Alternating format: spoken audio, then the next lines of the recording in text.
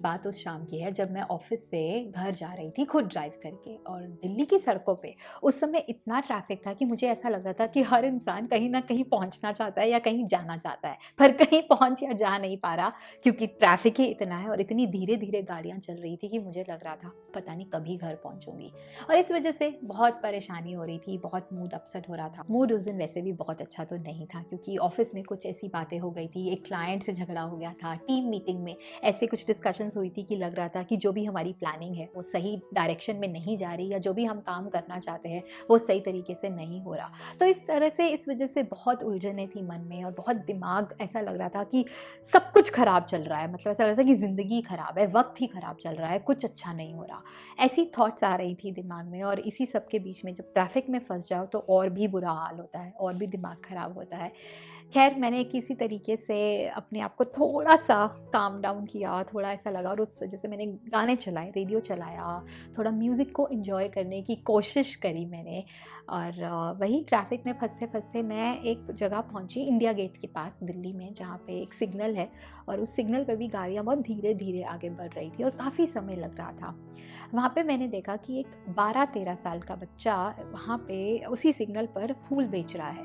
एक-एक करके वो किसी गाड़ी वाले के पास जा रहा है, किसी स्कूटर पे कोई है, या बाइक पे है, या कोई रिक्शा पे है, वहाँ पे वो सबको फूल बेचने की कोशिश कर रहा है। और थोड़ी देर बाद मैंने देखा कि वो मेरी गाड़ी की तरफ आ रहा था। अब मेरे को नहीं चाहिए थे फूल, तो जो मेरा आधा शीशा खुला था वो मैंने बंद करने की कोशिश की, तो एकदम से उसने बोल दिया कि दीदी, शीशा बंद मत करो। पहले तो मुझे लगा कि ऐसे क्यों बात कर रहा है। फिर वो थोड़ा-सा और पास आया, उसने बोला कि आपकी गाड़ी में जो गाना चल रहा है ना, ये मुझे बहुत पसंद है। तो मैंने नोटिस किया कि थोड़ा वॉल्यूम तेज़ था, ताकि वो, और इसी वजह से वो सुनाई दे रहा था उसको बाहर। तो मैंने बोला अच्छा फिर? तो बोला दीदी, ये गाना सुनने दो थोड़ी देर, जब तक ये ख़त्म नहीं होता। मैंने उसकी बात मान ली, मुझे पता था कि मुझे अभी सिग्नल पे इतना टाइम लगेगा, तो वो सुन रहा था, और फिर धीरे-धीरे वो साथ-साथ गुनगुनाने भी लगा उस गाने को, और उसकी आवाज़ बहुत सुरीली थी, मतलब बहुत ही ब्यूटीफुल आवाज़, और जिस तरीके से वो गा रहा था शायद मन को थोड़ा सुकून भी मिल रहा था।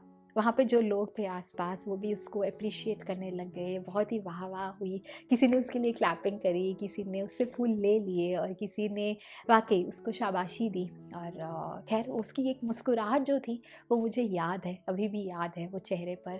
फिर वहीं खड़ा रहा, तो उसने फिर एकदम से बोला कि दीदी, पता है मैं ना शाम को गाने सुनता हूँ, मेरे पास एक छोटा-सा रेडियो है, और मुझे किशोर कुमार के गाने बहुत पसंद है। और मुझे सुन के लगा कि वॉव! दिस इज़ समथिंग, मतलब एक छोटा-सा बच्चा जो भी 12-13 साल का है, वो किशोर कुमार की बात कर रहा है। किस तरह से वो गानों से या म्यूज़िक से जुड़ा होगा, काफ़ी अच्छा लगा। फिर मैंने उससे बोला कि गाने अच्छे लगते हैं सुनना, बोला बहुत पसंद है, मुझे पिक्चरें भी देखना बहुत पसंद है, ऐसा उसने कहा। और कभी-कभी जब पैसे थोड़े ज़्यादा बना लेता हूँ फूल बेच के, तो मैं खुद से जाके मूवी हॉल में पिक्चर देखता हूँ, और कभी-कभी अपने माता-पिता को भी ले जाता हूँ। And I was all amazed, I was all surprised to hear him, and I was like wow, this is something I should learn from him, कि यार किस तरह से वो अपनी उस ज़िंदगी में कहीं ना कहीं इंजॉय करने की कोशिश कर रहा है, या खुशियाँ ढूंढ रहा है बेसिकली। उसके बाद सिग्नल मैं आगे निकल गई, सिग्नल खुला और मैंने उसको बाय किया। पर मैं बहुत सारी चीज़ें सोच रही थी दिमाग में, मतलब वो जो उलझने थी सारे दिन की वो तो कहीं साइड पे हो गई, लेकिन इस लड़के के बारे में, इस बच्चे के बारे में मैं सोचने लगी, समझने लगी, और कोशिश करने लगी ये जानने की कि आज मुझे क्या ज़िंदगी का कितनी बड़ी सीख दे कर गया है।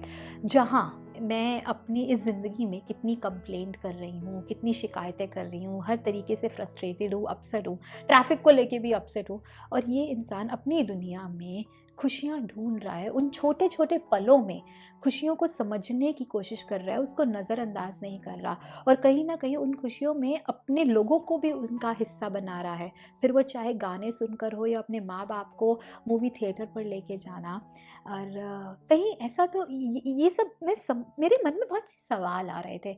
यार, इतना कुछ लाइफ में देखने के बाद ठीक है, हम सबकी एक जर्नी है, हम सबके स्ट्रगल है, उसकी भी एक कहानी होगी, उसके स्ट्रगल होंगे, मेरे स्ट्रगल हैं, कुछ ख्वाब हम दोनों ने देखे होंगे, हम सब अपनी ज़िंदगी में कुछ ना कुछ मुकाम हासिल करने की कोशिश कर रहे हैं, और उस जद्दोजहद में बहुत उलझने हैं, बहुत डिफ़िकल्टीज़ है, बहुत चैलेंजेस हैं, बहुत तरीके के लोग मिलते हैं जो शायद हम जिनसे हमारी बनती नहीं, या बहुत तरीके के सर्कमस्टांसेस ऐसे होते हैं जो हमारे हित में नहीं होते जैसे हम चाहते हैं। लेकिन उन सब चीज़ों में कुछ ऐसे पल भी तो होंगे जो हमें खुशी देंगे, कुछ ऐसे मोमेंट्स भी तो होंगे जो हम सेलिब्रेट कर सकते हैं, कहीं वो हमसे नज़रअंदाज तो नहीं हो रहे। फिर वो चाहे एक ऐसा गाना रेडियो पे आ जाए जो हमारा पसंदीदा और बड़े टाइम से हमने सुना ना हो और एकदम से वो गाना आ जाए, क्यों नहीं हम वो सेलिब्रेट करते हैं? उसको सेलिब्रेट करना चाहिए। और क्यों हमेशा ये देखते हैं कि कल को बहुत बड़ी चीज़ होगी या कोई बहुत बड़ा मौका आएगा तभी सेलिब्रेट करेंगे या तभी उस खुशी को समझेंगे या उस खुशी को अपनाने की कोशिश करेंगे। मतलब why we live in the future? Why we are not living in the present? And why we are not enjoying और celebrate those small, very small moments though, but it has it huge impact on us. For example जैसे गाना, या फिर अगर कभी कमरे की सफाई की और कोई पुरानी खोई हुई चीज़ मिल जाए, उसको उस वो पल भी तो एक ऐसा पल है जो बहुत खुशी दे के जाता है। तो let's celebrate that moment too. या फिर अपने लोगों के साथ शाम को चाय पीना या कॉफ़ी पीना, और उस चाय या कॉफ़ी में एग्ज़ैक्टली वैसा टेस्ट जो हम चाहते थे, जैसी चीनी चाहते थे या जैसा कॉफ़ी जितना चाहते थे या जितनी पत्ती चाहते थे चाय में डलना, उतनी ही हमने वैसी ही बनाई एग्ज़ैक्टली। तो वो एक चाय और कॉफ़ी का घूँट पीकर क्यों नहीं उस खुशी को सेलिब्रेट करते? या फिर कोई ऐसे दोस्त से जिससे बहुत समय से बात नहीं हुई, एकदम से उसको फ़ोन कर देना या उसका फ़ोन आ जाए, उस पल को जी लेना। तो why not? Why we should not? Why let's celebrate those small moments. Jeans की पॉकेट में ₹10 का मिल जाना, वो भी तो एक खुशी है। या बारिश के आते ही पहली बूंद को, उस बारिश की पहली बूंद को देखना, वो भी तो खुशी है। सो ज़िंदगी, हमें पता है हमारी जर्नी में बहुत कुछ है, लेकिन इस जर्नी में ऐसे छोटे-छोटे मोमेंट्स को ऑब्ज़र्व करके उनको सेलिब्रेट करना ही एक शायद फ़िलहाल हमारी जर्नी को थोड़ा ईज़ी बना देगा। दिस टाइम लेट्स जहाँ ज़िंदगी में इतना कुछ आस-पास हो रहा है, चाहे फिर वो अपने लोगों के साथ मिलकर या खुद के साथ, इस जैसे वो लड़का अपनी छोटी-सी दुनिया में ज़िंदगी में खुशियाँ समझने और ढूँढने और सेलिब्रेट कर रहा है।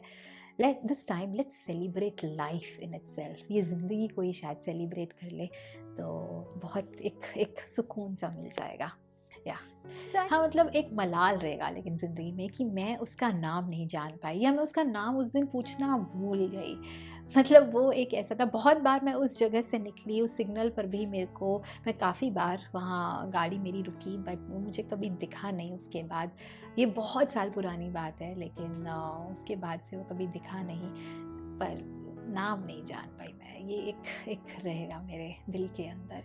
जो सिखा के गया वो बहुत बड़ी बात थी कि ज़िंदगी को कैसे सेलिब्रेट किया जाता है, या अपनी ही खुद की ज़िंदगी में छोटे-छोटे पलों को ढूँढकर, उनको समझकर कैसे खुशियाँ मनाई जाती हैं, उनमें खुशी कैसे ढूँढी जाती है, वो मुझे ज़िंदगी भर के लिए सिखा के चला गया। So let's try and celebrate life this time. Let's try and understand those small moments and create happiness within our own space. That's what I want to say. Bye bye. Take care. Let's meet soon. And stay safe. Stay healthy.